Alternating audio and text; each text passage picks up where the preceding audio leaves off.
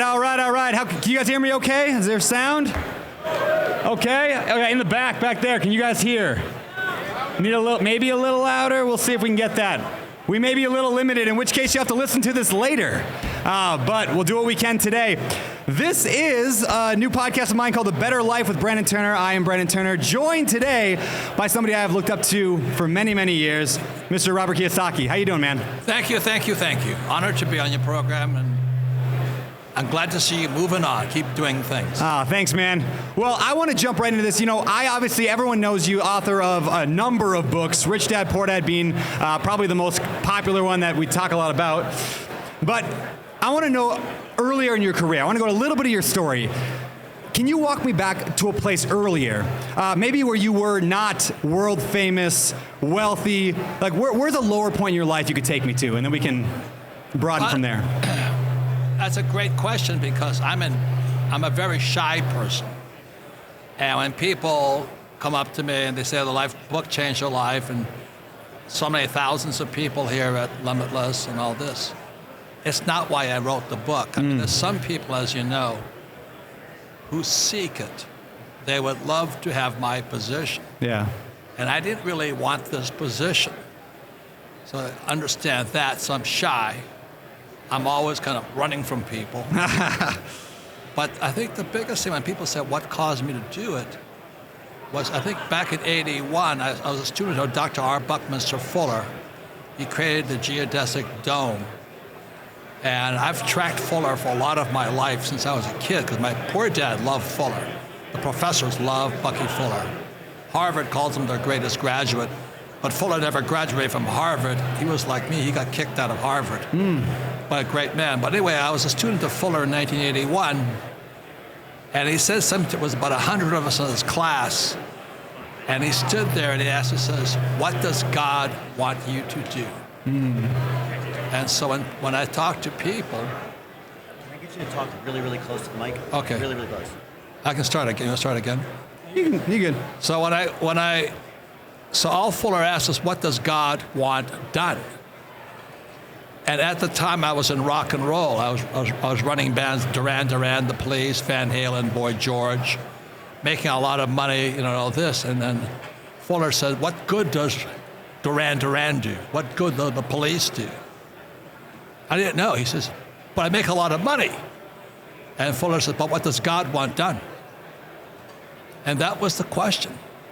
And I didn't know for years, and suddenly it came to me, there's no financial education in school.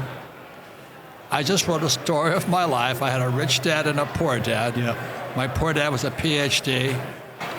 My poor dad was a PhD from Stanford and Northwestern.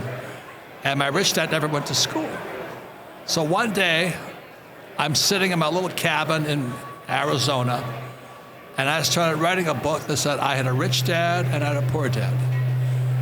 And it's because I saw this financial crisis coming that's here today, and the gap between rich and poor is getting wider. I think America's going down because we're Marxists, because most school teachers are Marxists, as I said today. They don't know it. So we're in serious, serious trouble as the American empire.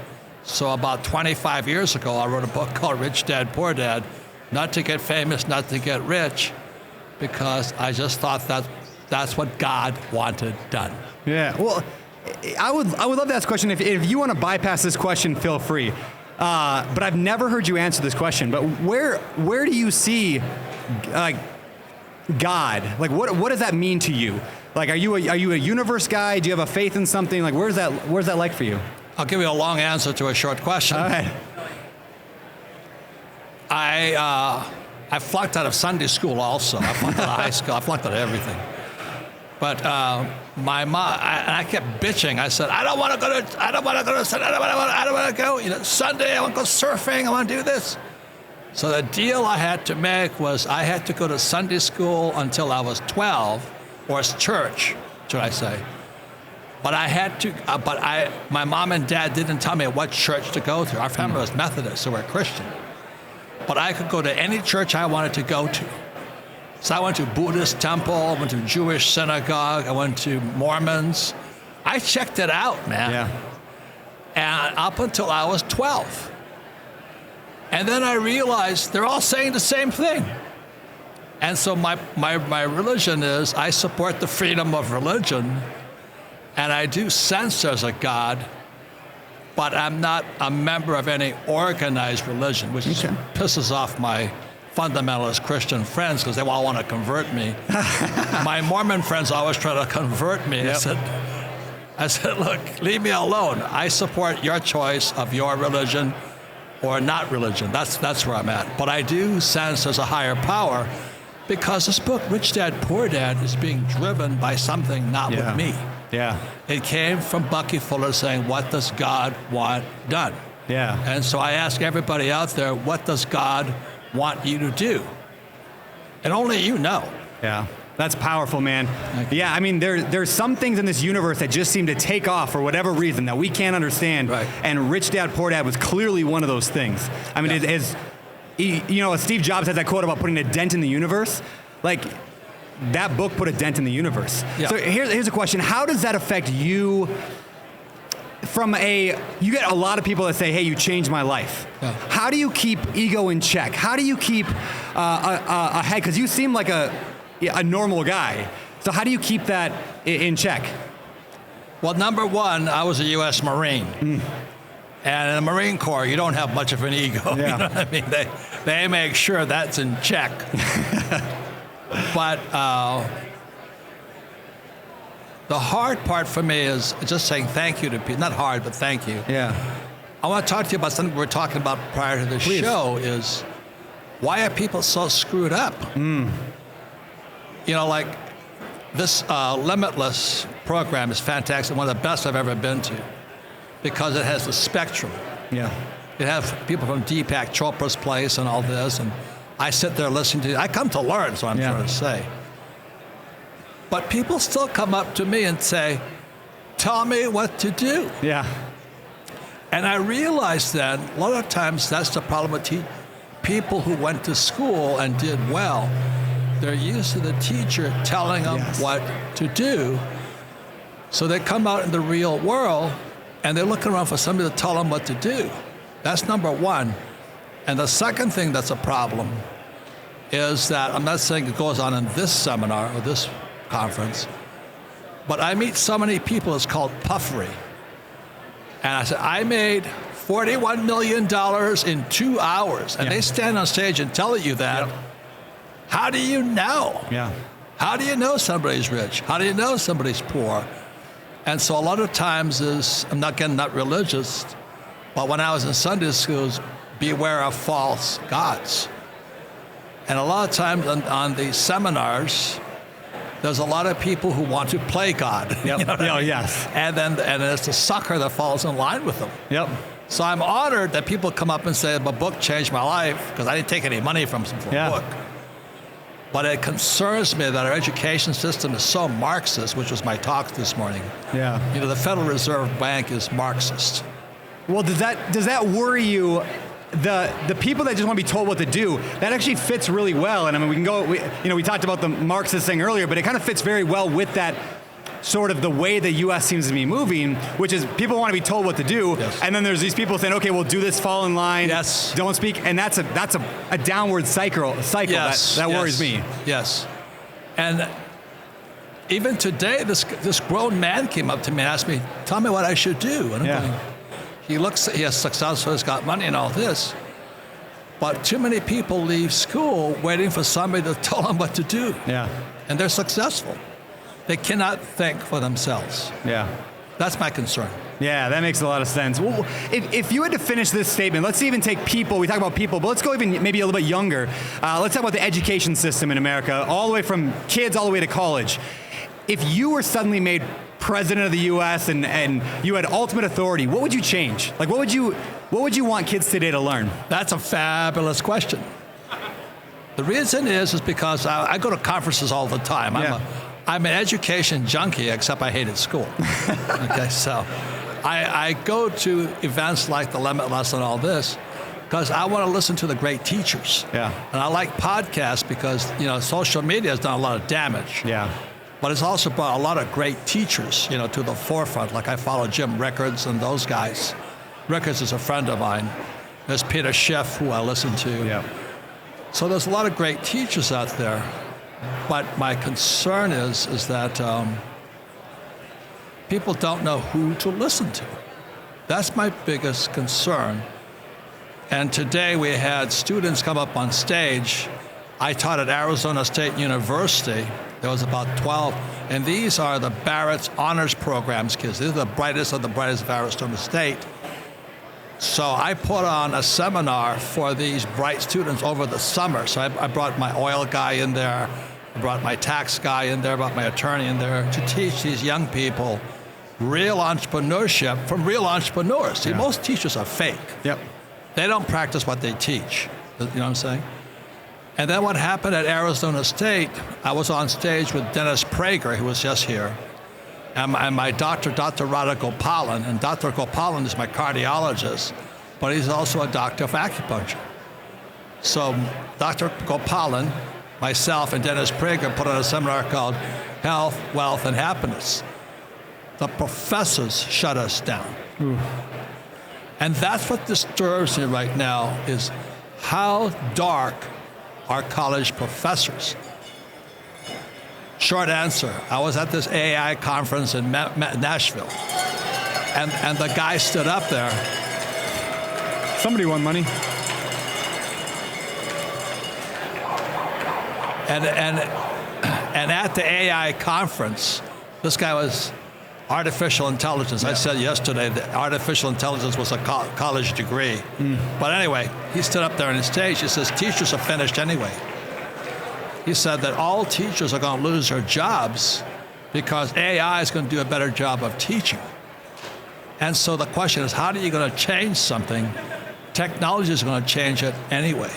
So all those teachers out there who are fakes and charlatans, they're going to lose their jobs, which might be a good thing. Then the real teachers will surface, like Jordan Peterson. Yeah. You know, he's from Toronto or something. The teachers came after him. The same communist manifesto, you know, those same pinkos that came after me from Arizona State.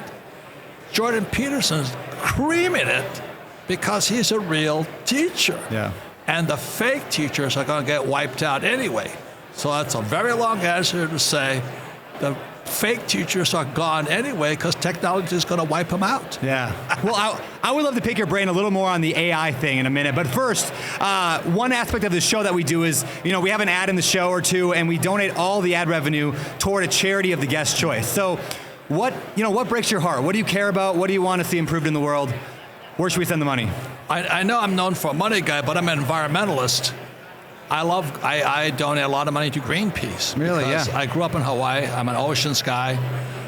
I've traveled the world I was a tanker officer. I've seen the pollution that tankers do and all this. And I love the ocean. As I talked about this morning, is that I was a surfer kid growing up in Hawaii. And two of my classmates disappeared because sharks ate them. That happens. The sharks are happy. Yeah. I live on Maui. Some woman just disappeared last week. Yeah. Really? Yeah. Yeah. They can't find a body. Yeah. I love the ocean. Yeah. So I donate to Greenpeace because the oceans are the lungs of the earth. Yeah. You know, ocean is where where CO2 gets converted to oxygen, or so I understand. Yeah. And I spent most of my life on the ocean. So I donate to Greenpeace. I want to drill in that a little more. That surprises me a little bit. You're one of the most capitalist guys I know. Yeah. And yet you also care about the environment. And those things oftentimes, at least the media makes us seem, you can't be a capitalist and care about the environment. That's this division they're trying to make. But clearly that's not true. But that's what they want us to believe. Yeah. Those communist greenies, they want us to believe if you're a capitalist, you're destroying the environment. Yeah. That is the biggest lie, because the biggest criminals, I mean, I'm not against blacks, whites, green, pink, yellow, you know, but Black Lives Matter is one of the most racist organizations I've ever heard. I mean, I had a friend of mine who's in Black Lives Matter, and he called me a white supremacist. I didn't know what Black Lives Matter was. Yeah. And I looked at him and said, but I'm not white. I mean, their anger is, they want to blame the white man for the blacks' problems. I'm saying, the moment you blame, you're a victim. Fight back. You know, my family was interned during World War II because we're Japanese. And I had about 6 families in California locked up in internment camps all along the California coast. They lost everything. They didn't complain. They're not protesting. They're not saying they're victims. My uncles, who were part of those put in concentration camps, joined the 442nd Infantry Battalion to fight in World War II. The Japanese, the 442nd, have the most highly decorated Army infantry battalion in the history of the United States. Instead of saying we're victims like Black Lives Matter wants us to believe, they fought back. I had 2 uncles captured by the Japanese because they fought against the Japanese. And one of my uncles was only 17 when he was captured. And he was put in a prisoner of war camp somewhere in the Philippines. And this is a horrible story. It's because he was Japanese and the camp commander was Japanese. He says, "You're a spy." He says, "No, I'm an American." He said, "No, you're a spy." My uncle's 17 years old. So you know what the camp commander did to my uncle? Yeah. Castrated him. Ooh. In front of everybody. Really? And is that uncle angry? Well, I would be. Yeah. But he became a full bird colonel in the U.S. Army, fighting back. So my thought to everybody here is don't be passive. Fight back when anybody's trying to take your freedom away. Yeah. So when my friend who's black, he's a multimillionaire, he says, "You're a white supremacist." I said, "You hate white guys so much, you can't see I'm not even white." I think that's funny, personally. Yeah. All right, so we'll be sure to donate the money from this episode to Greenpeace on your behalf. But let's go back to AI real quick, because I think you're right. AI is going to change the landscape for some careers like teachers. Do you see AI as our savior, as the villain that's going to destroy us all, or somewhere in between? And how do we make sure it's not the villain and it is our savior? Well, I think it's both. And I did a show on a podcast also. And what I do is I'm an entrepreneur. You know, the title of my talk is Rich Entrepreneur, Poor Entrepreneur. Yep. And as an entrepreneur, I designed a whole nother business that's going to incorporate AI. So rather than fight it or get wiped out, I said, how do I use AI to form a better business? And that was today I pitched it from the Limitless stage.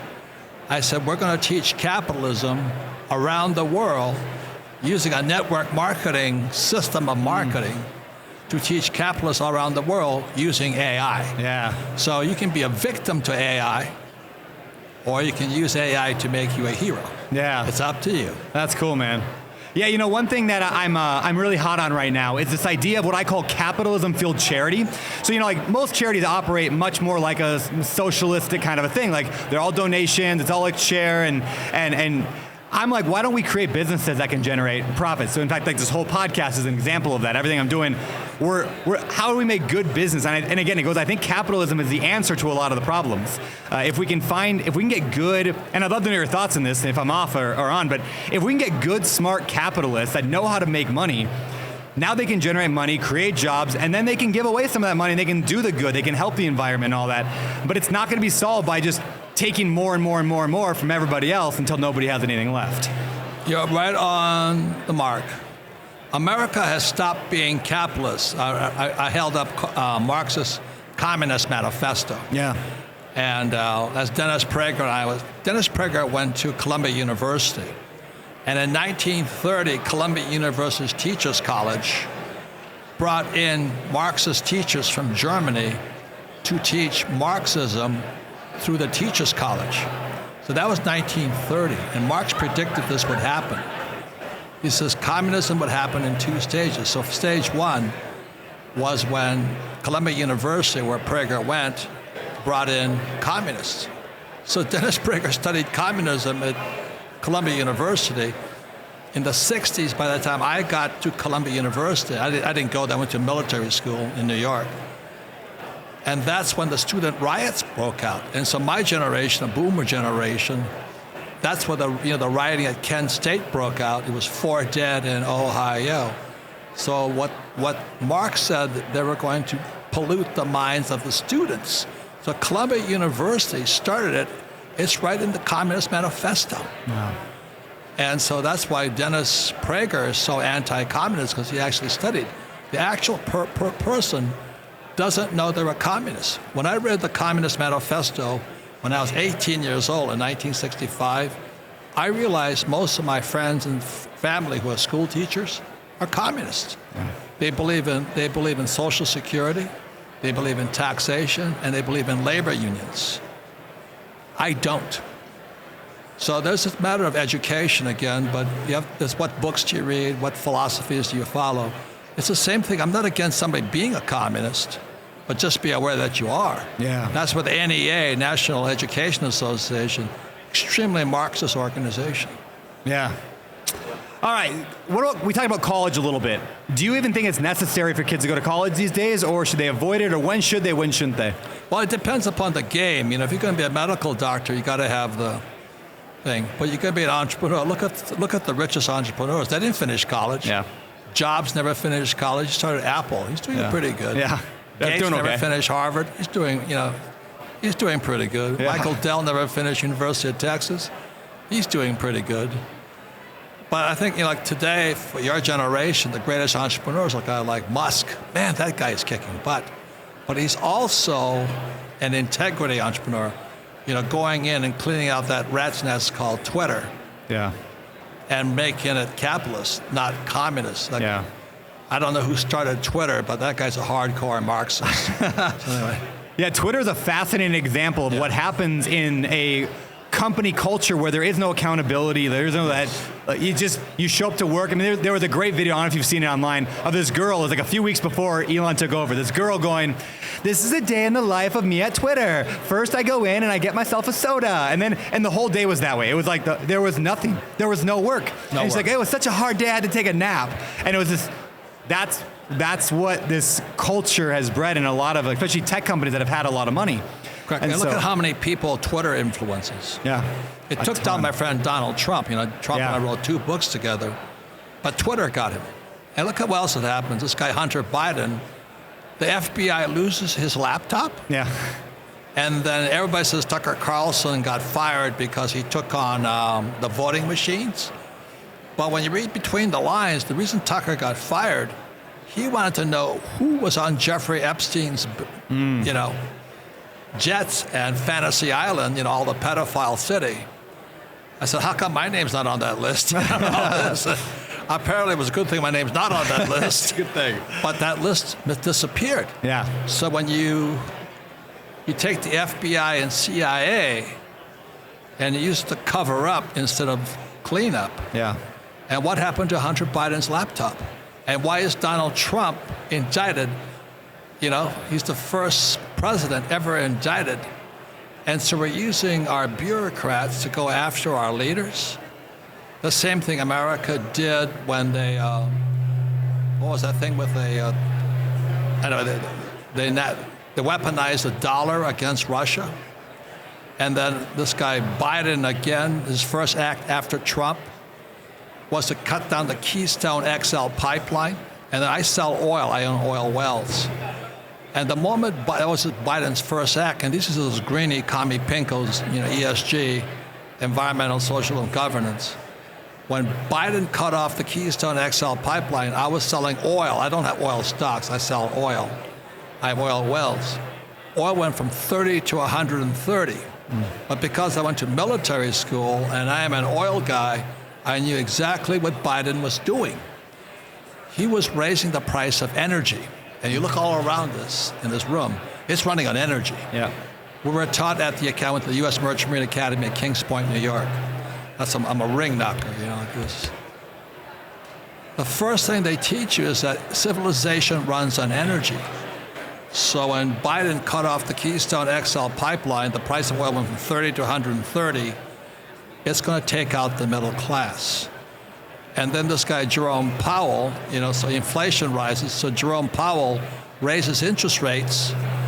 Who crashes? Silverado Bank, because the moment Powell, the Fed, which is a communist organization also, raised interest rates, the bank started collapsing because the bond market collapsed. Yeah. And that's going to crush my generation, the boomer generation, because we're the first generation with a 401k. Yeah. And this whole thing is not an accident. To me, it's part of the Communist Manifesto written in 1848. You should read the book. Everything that Marx said would happen is happening. Who is at most risk of disaster? It should, like, as the world continues the way it's going, as America continues, who are you most worried about that's going to be affected and hurt the most? Well, I worry about your generation and below. Are you guys educated enough to take on what's coming? So the purpose of education is prepare you for the future. And now I see so many young men, they're not men anymore. I'm not against gay men, but they're going to be TikTok dancers. Yeah. You know, you hurt their feelings, they cry. I'm a U.S. Marine. You know, I went to military school. Where do the men come from today? What happened to the men? Yeah. The women are kicking ass, which I'm quite happy about. Yeah. But the men are getting weaker. Yeah. There's another guy called Rollo Tomasi, you know, the rational male. He says that women trade on beauty, men trade on success. So women, and he said, but also women, when women get stronger because of education and all that, there's fewer men for them. Yeah. Because as Rollo says, women it's called hypergamy. A woman will marry up, she will not marry down. So men are going down, women are coming up, and we're going to have a generation of TikTok male dancers. So how do we get men to take back ownership and responsibility? Because I see it too. I see the video game men, I see the TikTok men, this whole generation of men who aren't taking ownership. Is there a way to get them back? Is there a message you would give them if they were listening to this? I talk to my friends. A lot of my friends bring their sons over to talk to me. You know, as they're playing their video games and dancing to TikTok. And I suggest they go to the recruiter, join the U.S. Marine Corps. And I've seen young men come out 4 years later. In the Marines, it's called AJ squared away. So there's the Navy, Air Force, Marine, Coast Guard. We got to teach young men to be of service. How to. In construction, it's called rebar. You know what rebar is? It's that when you pour concrete, you got to have the reinforcing bars of steel rods in there. A lot of men don't have the rebar. Women do. I've met so many. My partners are women now. But men the young boys lack the rebar. So you pour concrete around them, and all they do is watch TikTok. Yeah, it's crumble. Yeah. What does the military do? Like, I mean, I haven't been in the military, but a lot of my friends, same way. They go in without rebar, and they come out hard as steel. So what happens in there? I mean, Alex over here, military, went in, came out. I mean, I don't know what you're like before, but he came out pretty tough as nails now. Yeah. What the military do? Like, why are they so effective at that? It's the reason I went to military school. Because, well, first of all, the U of H rejected me. And U of H would reject a slug. You know what I mean? They'll take anybody. But my grades were so bad, and I was a surfer kid. And I kind of knew, you know, we all know, there's a higher consciousness to all of us. I said, man, you're turning out to be a pussy. And I said, I better do something pretty quick, because if I don't find discipline, strength, guidance, role models, I'm finished. Yeah. So I talk to young men all the time. I said, I would consider serving your country, either in the military, or I think there's still the Peace Corps. You know what I mean? Do something of service. Or like my friends are Mormon missionaries. Yeah. The Mormon missionaries I meet, they're some of the best business people I've ever met. 100%, yeah. You know, when you got to go out there and go, yeah, knock on doors. Yeah, I'm here for the Mormon church. My CPA, who's a great guy, Tom Wheelwright, he wrote the book Tax Free Wealth. He served as a Mormon missionary in France. My best friend became a billionaire. He served as a Mormon missionary in Ireland. And there is something about the word mission. When you serve God in any way, you change. Yeah. And I find out which way you can serve God. I'm not really religious. I'm not preaching that. Yeah, but you know who you need to serve. Yeah. So every young person, male or female, should serve. Yeah. That's such a great message. Yeah. That people think you get forged in, I'm going to just be a big, strong man. I'm going to yell and scream and push my way. But it's service. It's almost the opposite. In a way, it's almost what Jesus and other religious leaders have done. They came to serve, not to be served. Yes. Right? And that's, like, when I think of Jesus, I think of a pretty badass character. Yes. And it was because he was serving that made him that way. And so if more men took that principle. And I flunked out of Sunday school, like I said, but I remember his last words were he served, but he knew he was going to die. Yeah. And then his last words were, "Forgive them, Lord, for they know not what they do." Yeah. And we kill our gods a lot of the time. Yeah. Yeah. Wild, man. All right, let's talk about the future a little bit. Crystal ball here. Obviously, we do not have one today. So what's most important for what's coming? Just in your guess, in what order of these is more important? Owning gold, owning guns, or owning gas? And you can say oil. All three. I read about the 5 Gs, What are the 5 Gs? I know I got those three. Well, the 5 Gs, number one is gold. Yeah. The reason you want gold is I don't trust the Fed. Yeah. So you want to be the Fed. You don't want to fight the Fed. Yeah. So number two, you have to have gas. So that's why I invest in oil wells. I worked for Standard Oil, but I don't know Standard Oil stock. I'm here with my friend Mike Maselli is here, and he teaches how to invest directly in the wells. Yeah. And then there's grub, which is ground. So as I talked about yesterday, I invest in Wagyu cattle. And I don't know if you heard my talk on that. No, but that's awesome. Yesterday, I was talking about when I was 15 years old, there was a dairy near me. And at the dairy, they had a bull. And the bull was the breeding bull.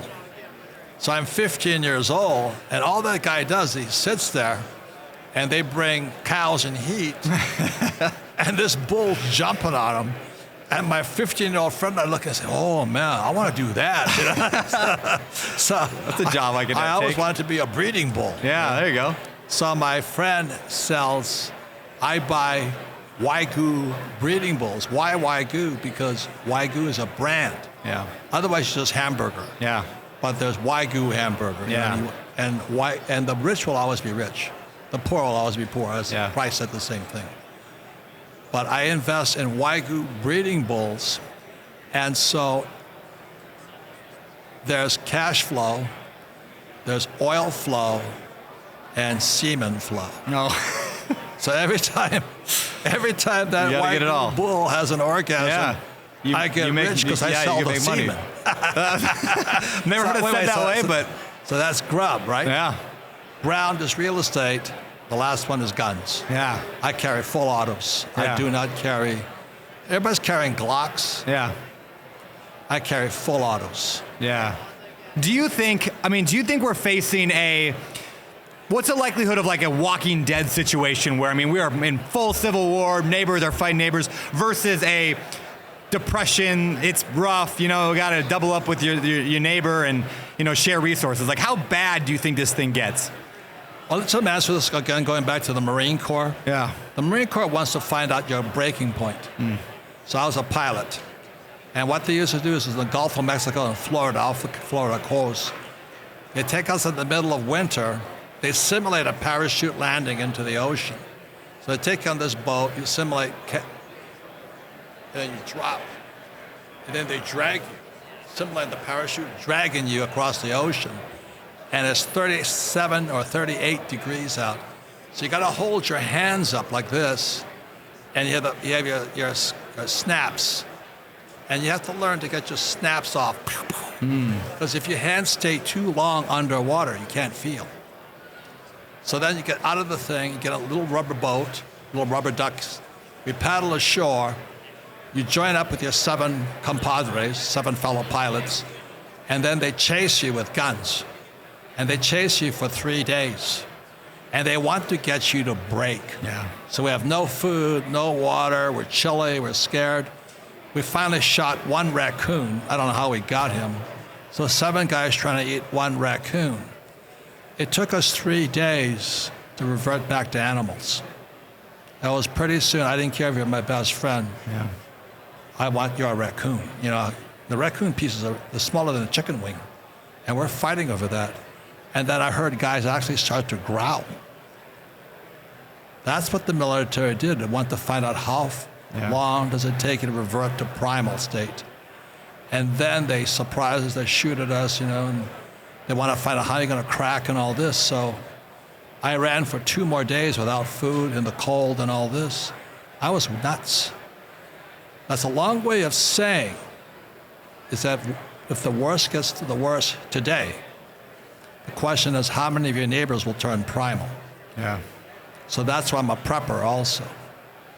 I have enough food, water. I have a lot of antibiotics because you know what happened with COVID and all this? Our biotics come from China. Yeah. So my dentist was a great guy. He's also a prepper like me. I traded him 45 automatic weapon fire for drugs, for antibiotics. So I have weapons, food, and all this, and I have antibiotics just in case it all breaks down. Yeah. Yeah, and how likely is it that bad? I mean, do you think it's a guarantee? Do you think we can pull out of this? And I don't think we know, but the thing is, when things are really, really bad, it's also the best of times. So Ken McElroy put this event on. When everything crashed after 2008, we thought we died and went to heaven. Yeah. It was the best real estate in the world, went on sale and all this. So we're prepared for it. So the issue is it going to happen?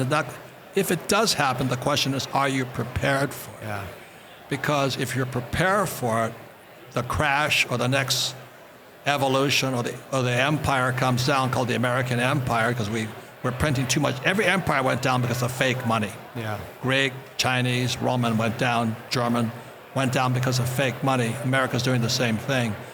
If the empire comes down and the dollar is no good, I don't think it will. I hope I'm wrong. If the empire comes down, are you prepared? Yeah. Because it could be the best time of your whole life. Yeah. Well, let's hope that doesn't happen. Let's hope we. I don't hope. Out. Yeah. Hope. Hope is for the hopeless. Oh, there we go. So let's plan for the worst. I am prepared for it. I'm a U.S. Marine. There you go. Okay. All right, man.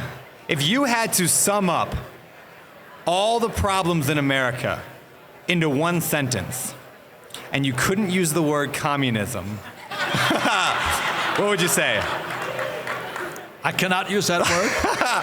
Let's say, other than communism, what is America's greatest threat? An education system that's not doing its job. Look at everybody here today. We're here for education. We're paying a lot of time and money. It's the people who are not here I'm concerned about. Do you know what I mean? I thank you all for being here because you're paying time and money for your education. Yeah. That's being proactive. Yeah. I gave out a number of free tickets. Nobody showed up. Yeah. Those are, I don't know if I'm going to hang out with them anymore because they don't value education. Yeah. If you don't value education, especially today, you're obsolete. Just like AI is going to take you out anyway. Yeah. I'm not going to do it to you. Every school teacher is going to lose their job because of AI. Yes. If you're a radiologist, you're going to lose your job. I don't care if you're a PhD. AI is going to level the playing field. This is the worst thing. I talked to a young woman, she's about 25 years old, and she's an AI genius. And she says something that scared the crap out of me. She says, I'm terrified of AI. And because I'm an old guy, I barely use my cell phone, I said, what are you terrified about? She says, we don't know how dark AI can get. Yeah. I didn't know what she was talking about, but she knew what she was talking about, and I just took it as a warning. So we don't know what AI is going to bring. Like it or not, it's here. I listened to the interview, I think Sam Altman, I think was his name, the CEO of OpenAI, and he did with Lex Friedman. And the number, he's the CEO of the AI company, right? The number of times he said the words, I don't know, scared the hell out of me. It was over and over. He's he would be asked a question, he'd just go, yeah, we don't know. Yeah, I don't know. I'm like, you built it. We don't know. It's terrifying. I mean, I have optimism and I have pessimistic about it, but. Well, look at all human beings are like the moon, and the moon has a bright side and a dark side. Yeah. AI has a bright side. But this young woman was saying, I don't know how dark the dark side is. Yeah. And we just take it all as a warning. How dark is the dark side of AI? Because it's smarter than us right now. Yeah. How far will it go? She says, I don't know. Same answer. But to bring back what you said a little bit ago, and I think you even put this in one of your books, if I remember, I'm pretty sure it was you, where you said, I don't care who's president, Republican, or Democrat. I want to know how to make money in either way. Same thing. I don't know if it's going to be great or hard on us. I want to make money either way. And I like that philosophy of thinking, like, how do I make money? How do I survive? How do I do well no matter what? Right. And I'm always, Kenny McElroy is my good, he and I are partners in about $1 billion worth of real estate. I still come to learn. Yeah. And my friends who are poor don't show up. Yeah.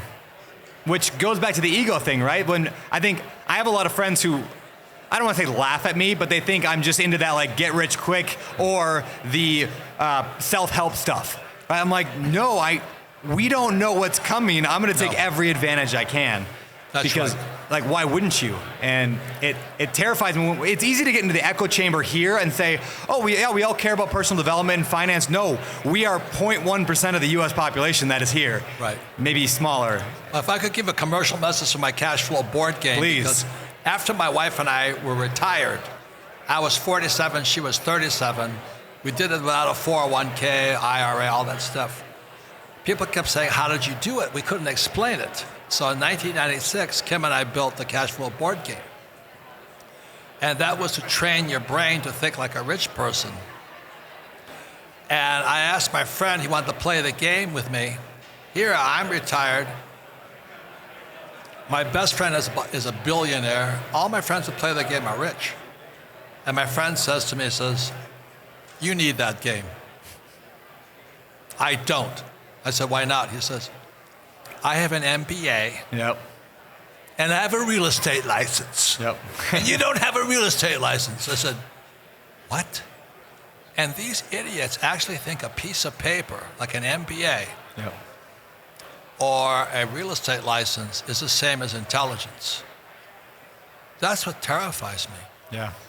There's so many people who are not prepared for what's coming. What that young lady said to me, she says, the more I know about AI, the more it terrifies me because exactly as your friend says, I don't know how dark it is. Yeah, I don't know. Wow. Hey, I want to shift gears a little bit onto some wealth topics. You know, being a little limitless, we talk a lot about wealth. Is there a particular technology or field or category of business that if you had to start over today, I mean, you lost everything, what would you get into? Like, what would it be? Real estate? Would it be tech? What would you get into? You have to have the skills of an entrepreneur. And everything they teach you in school takes away your skills. Like they tell you in school, don't make mistakes. So the person who makes no mistakes is the smartest. Well, if you're going to be rich, you have to learn how to make mistakes. You got to be humble. You know, you make a mistake, I made a mistake. Do you know that, what was this guy named Clinton, president? He says, I did not have sex with that woman. Yeah. And he got a blowjob, but didn't have sex. And I'm going, oh my God, give me a break here. You know? Yeah. A student. Right? A student. Well, you better admit your mistakes pretty quickly. Yeah. That's all I want to say. But the thing my rich dad said to me when I was coming out of the Marine Corps, I was 74, my poor dad wanted to get my MBA, my PhD, and fly for the airlines. I didn't want to do it. But I said, how to become an entrepreneur? He says, you got to sell. And in my family, poor dad's family, salesmen were scum. Yeah, same. You know, PhD is at one level, salesman at the bottom level. That was our family. And so I said, oh God, you know, telling the rich dad's son, I said, Father, I said, I don't want to learn how to sell. I don't want to learn how to sell because my family's attitude, being academic types, they hated salesmen. Yeah. So finally, my rich dad said to me, he says, Robert, you don't want to sell? He says, no. He says, how's your sex life? I said, non-existent. He says, because you can't sell. You can't sell. So it's the same advice, man. Learn how to sell. There you go. Oh. That's why Kenny and I are starting a network marketing company. Yeah. Because we're going to train people how to sell. Yeah, selling's huge. And make money and things like that. So we're going to start a company teaching the skills of capitalism or entrepreneurship. Yeah. Capitalism and entrepreneurship are the same. Yeah. Yeah, I feel, to echo that, if you can sell, it doesn't really matter what the product is almost. If you're a good salesperson, I could jump around to 10 different things and sell, and I'll be okay no matter what. Because humans are always going to need to buy something, so build that skill. I think what you're hitting on the darkest side of an academic type is they're not rich people Yeah. because they can't sell, so they want to tell you what to do. Yeah. Like what ASU said, it was okay if I spoke at ASU if they would tell me what to say. Yeah. But nobody listens to them unless you're a kid. So it's the basic skills of entrepreneurship are the fundamentals of capitalism. Yeah. And selling is a big part of it. And I started this whole program shy. I don't like rejection. I don't think anybody likes rejection. Yeah. But you have to learn to take it and move on, fail, move on. Which goes back to the Mormon thing. Like they learn to knock and get rejected. And a lot of my friends just make so much as door-to-door salesmen, and most of them started out in the LDS church, like knowing how to get rejected. Selling is communications, all it is. Yeah. Hey, you have a lot of friends who are very wealthy, and you yourself have a lot of money, and you surround yourself in that world. We talk a lot about the fun of wealth, right? Having a private jet or going on vacation. What are the dangers that you've seen in wealth? Like, what should people be careful of as they build their wealth along the way? Well, we kind of talked about it, is be careful of the teacher. Like I come here and I listen to all these teachers and all this, and one guy stood up there and says, I made $41 million in 30 minutes. Yeah. In legal terms, it's called puffery. That spooked me. I said, if you really were, I don't know how much money I make, and I don't really brag about it. I said, Ken and I do deals and all this, talk about what we do. But you've really got to be careful of your teacher. Yeah. And I learned that in Sunday school. I was like 9 or 10 years old. This is in Hawaii. And my Sunday school teacher was a young, beautiful, pretty woman. She says, why are the wise men rich? Why are the wise men wise? Excuse me. So I raised my hand and said, because they're rich. And she says, why are they rich? And she said, because one had frankincense, one had gold, and one had myrrh. They had to be rich. She goes, no, that's not the answer. Why are the wise men wise? I didn't know. Her answer was, and I'll leave it with this, they sought the best teachers. And that was about I was 7 or 8, and that's why 10 I found my rich dad. I wanted to find a teacher. How do you find the right teacher? How do you know somebody's worth following? I'm always checking. YouTube is filled with them. Yeah. But the question is, how do you know who's real and who's not? Yeah. That's hard. And like Jim Rickards, he's upfront about his losses at long-term capital management and all that. Yeah. The real teachers share their mistakes because you learn from your mistakes. The fake ones don't. Yeah. All right, man. Well, we're getting close to the end. We'll get you out of here and go to the evening festivities here. But let me ask you a few more kind of wrap-up questions.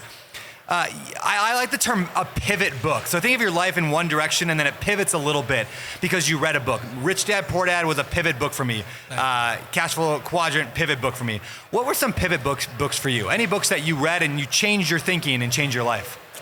Well, there were several. There was The Creature from Jekyll Island by G. Edward Griffin. Yep.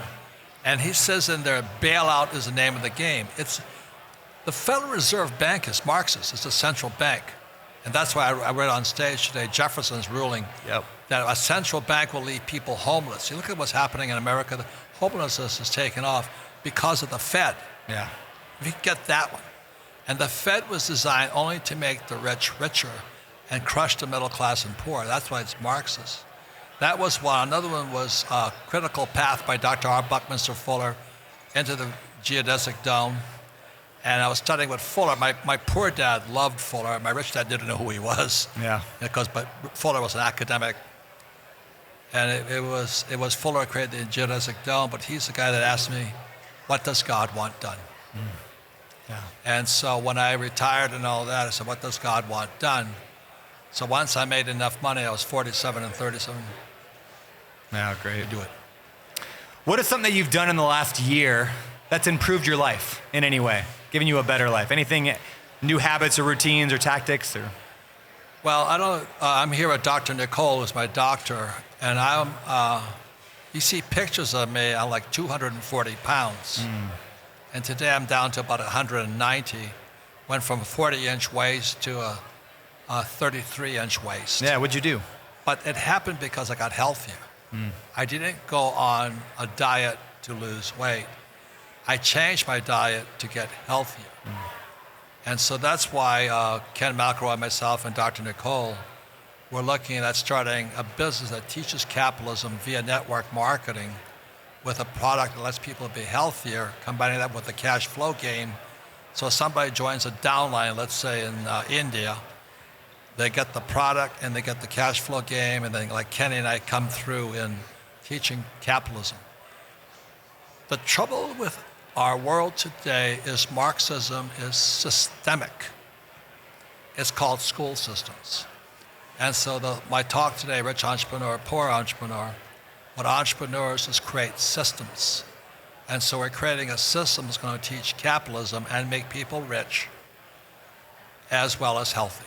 Health, wealth, happiness, the same thing we got nailed at at Arizona State on February 8th this year. And we're going to teach health, wealth, happiness, and capitalism via network marketing. It's not done yet, but we're working on the plans on it. Yeah, when you lost all that weight and got healthy, I mean, you definitely look healthier. So is that mostly diet? Is it supplements? Is it exercise? All of it? I'll give a pitch. Dr. Nicole's product is called Ultra Healthy Human, and she's a genius at formulations. And she realized that health starts in your organs. So you think of yourself as an automobile. Your car has an air filter, oil filter, gas filter, things like this. Well, your organs are filters. And just in daily life, picking up this and all this is plastic and all this. We're ingesting toxins. So what I do is I get up every morning. It's not hard. I take one shot of her detox. She has an energy drink that's healthy, not like Red Bull or things like this. I just drink that and I detox. And the more I detox, my skin changes. My eyes change. My weight drops. And I don't get hungry. So it's, as she says, health and wealth start from the inside. Happiness starts, Prager says happiness starts from the inside.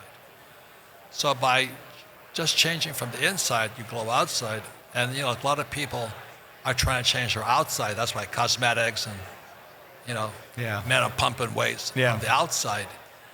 But health, wealth, and happiness and beauty start on the inside. Yeah. And so that's where Kenny and I and Nicole are looking at possibly, we haven't done it yet, starting a network marketing company so we can export capitalism via a system called network marketing. Yeah. Yeah, I love that perspective of it's not just I want to look good, it's I want to be good. Like inside, I want to live a long time. And our environment's toxic. Yeah. A woman comes over to my yoga instructor. She won't touch this. It's plastic. I'm going, well, how do you survive? You don't touch. I just don't. I want glass on it. Yeah. It's just too psycho. I just touch this. But we all know we're ingesting toxins. Yeah. If we keep our organs healthy, our brains healthy, our spirits healthy, detox, we get healthier. Yeah. And so I can't even eat. I'm a garbage pit. Just now I'm just eating fruit, not because I like fruit, because I can't take the other garbage. Ah, beautiful. Well, speaking of food, I love this question. So I'm in Scottsdale here the next week. What's a must-eat food that I got to eat here? What's a restaurant or meal that you just think is the best that I should go to get? That's a tough one. I'm Japanese, but I don't like Japanese food. But I like sashimi and sushi. And the trouble with sushi, I'm allergic to rice. So what's good for me, maybe, but I do think it's just awareness. And I didn't know this about oils. I didn't know there were so many different cooking oils. Yeah. I've been hearing about that too. Yeah. So it's education, awareness, and it's the reason we're all here at Limitless, all here to learn, be aware, make a better life for ourselves and everybody around us. Yeah. Beautiful. All right, last question. Where can people best find you? Where do you want to find them? YouTube, social media, read your books? Where do you want people to follow you? You're talking to an old guy. I barely know how to use this thing here. I think the biggest thing I'm working on right now is how do I spread the word. So I just got a text from my friend. I was court-martialed twice in the Marine Corps. So I'm upfront about that. And it's the woman's fault. Women are so beautiful, I can't think. So the first time I got court-martialed was in Hong Kong. And our carrier pulled into Hong Kong. We're flying a strikes, into Vietnam with all R&R. And I met this beautiful Tahitian girl. And so my roommate bet me, he says, I bet you, and she was a hooker. And he says, I bet you can't get her on board the carrier. I said, oh, okay.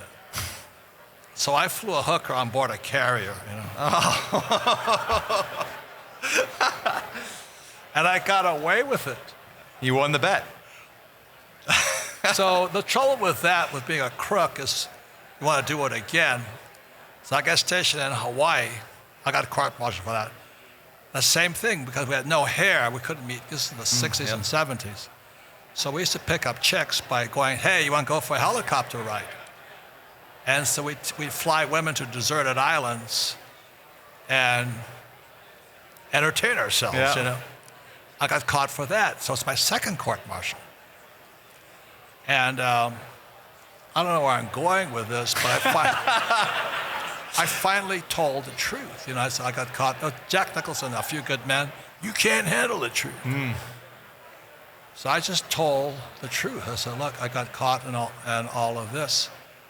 And my friend was on the carrier with me. I got court-martialed out as a first lieutenant. He goes out as a 3-star general. And I keep complaining to him. I said, you know, this is not fair. You're a 3-star lieutenant general, and I get court-martialed as a lieutenant. And he looks at me and goes, this is Kiyosaki. Difference between you and me is you get caught. And I don't get caught. So today we bought a house in Washington, D.C. He's a congressman now from northern Michigan. We bought a house in Washington, D.C., $1.8 million. He's going to occupy it. It's going to become the Rich Dad house. We're going to put all our games and things, our books and things like this. And our, you know, the January 6th, the insurrection at the Capitol, right there. So our job is we're going to influence legislation in America, in the Congress, by teaching financial education to the congressmen and aides and all this stuff. So as Marines, we always say Semper Fi. So Lieutenant General Bergman and First Lieutenant Kiyosaki work together again to spread the word through Congress, and then we're going to start teaching the Marines financial education. Yeah. So the work goes on. But as he said, you get caught, and I don't, but we're still Semper Fi, we're still the best of friends. Beautiful, man. Thank you. You're changing lives. I appreciate you so much. So thank you for doing this today. Appreciate it. Thank you all, too, you guys. Oh, one more fist. Ready?